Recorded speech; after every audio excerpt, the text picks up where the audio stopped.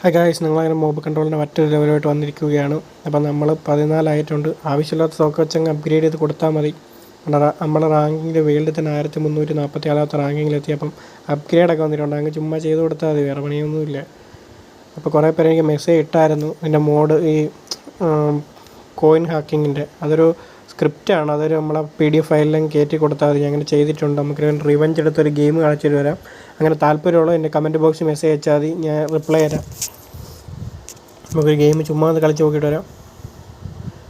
ആണ് വെറുതെ ഇങ്ങനെ ഈ XX XXX എന്നുള്ളത് നല്ലപോലെ അങ്ങ് ആക്കി കൊടുക്കണം കേട്ടോ. അപ്പം എക്സ്ട്രാ ഇതായിട്ട് അങ്ങ് പോകും. ഞാനിപ്പോൾ ഇട്ടേക്കുന്നത് ഫയർ ഗണ്ണാണ്.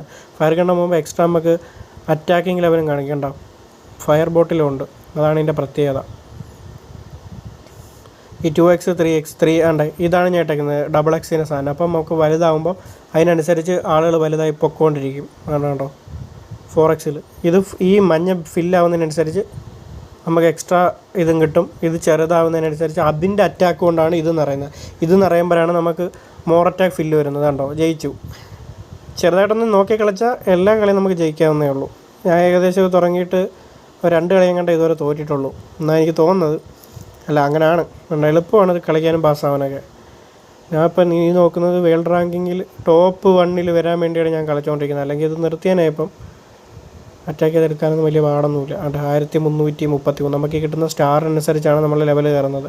ടോട്ടലുള്ള സ്റ്റാറാണ് 1300 അല്ല 38,000. ഇത് റാങ്കിങ്ങിനകത്തുള്ളവർക്കുള്ളത്. ഓക്കെ, അപ്പം വേറെ വീഡിയോ ആയിട്ട് അടുത്തേ വരാം. ബൈ.